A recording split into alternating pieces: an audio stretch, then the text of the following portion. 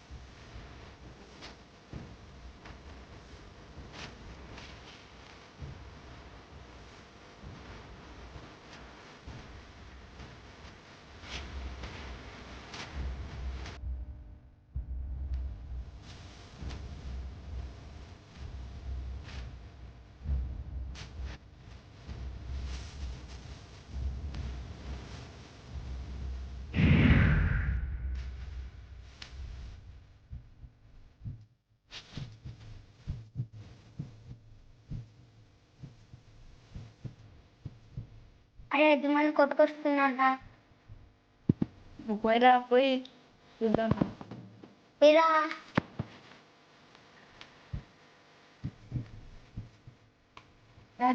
అయితే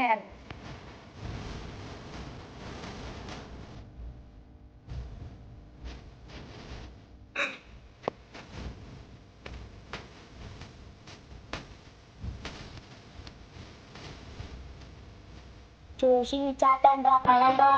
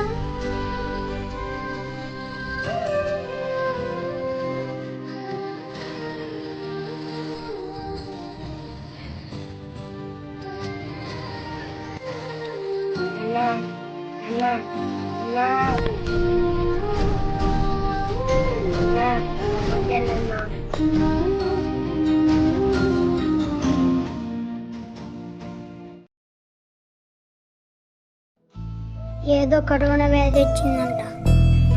దానికి భయపడి ఇంట్లో నుంచి ఎవరు బయటకు రాలేదు. అది వచ్చే మనం చనిపోతామంట. మనకు అన్నం కూర ఎవరు పెట్టలేదు, డబ్బులు కానీ ఇవ్వట్లేదు. ఇలాగే అంటే మనం చనిపోతాం. ఇలాగైతే మనకు అన్నం ఎలా?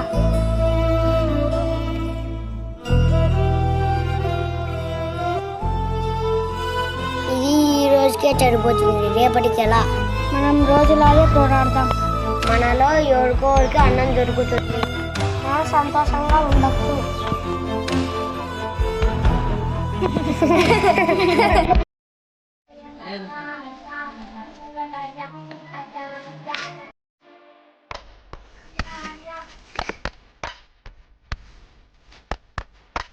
ఇంకోసారి కొడతాం.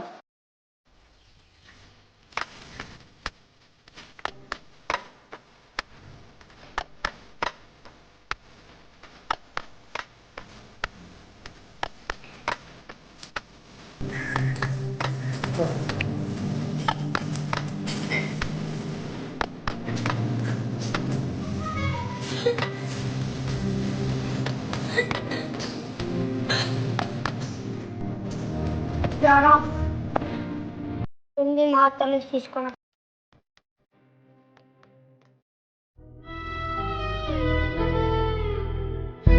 సార్ సార్ సార్ ఏంటి? జ్వరం మాత్రం కావాలి సార్. ఎవరికి? నా స్నేహితులకి. ఇక్కడ ఉన్న ఇవ్వం. అసలే ఇది కోవిడ్ టైం. ఏదైనా మెయిన్ హాస్పిటల్కి తీసుకెళ్ళు. సార్ సార్ వెళ్ళరా బాబు. ఏయ్ చెప్తే అర్థం కదా, ఇక్కడ నుంచి వెళ్ళు.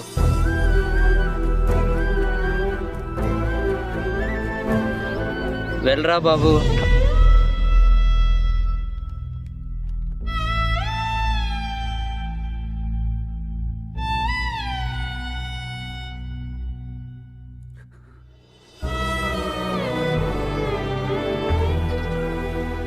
ఎందుకు ఏడుస్తున్నావురా? అది అది అరే ఆ రోజు బెడ్ కొట్టేసింది మీరే కదా. నాతో ఉండే వాళ్ళకి జనం వస్తుంది, నేను వెళ్ళిపోవాలి. పాపం ఏమో సహాయం చేస్తాం. అరే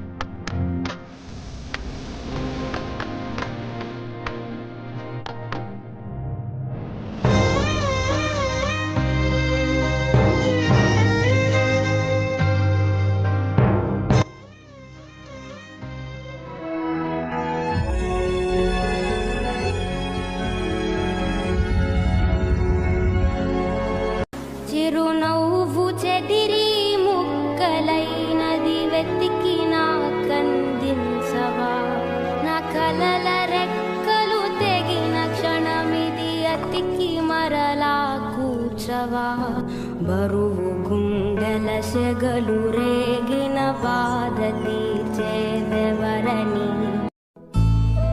దగ్గుతున్నాడు, జ్వరం వచ్చింది, జలుబు చేసింది అనే వారికి దూరంగా ఉండమన్నారు.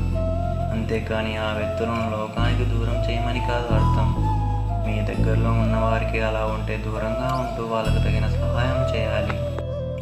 ఆహారం, నీరు. ఏ చెత్త కుప్పలో అయినా ఆహారం దొరుకుతుంది, ఏ నీటి కుంటలోనూ నీరు దొరుకుతుంది. కానీ మెడిసిన్ అలా ఎక్కడా దొరకదు, ఊరికే రాదు కూడా. మానవత్వంతో మౌనంగా ఉంటే ఎన్నో ప్రాణాలు పోతున్నాయి. మానవత్వంతో ముందుకు సాగి ఎన్నో ప్రాణాలు కాపాడుదాం.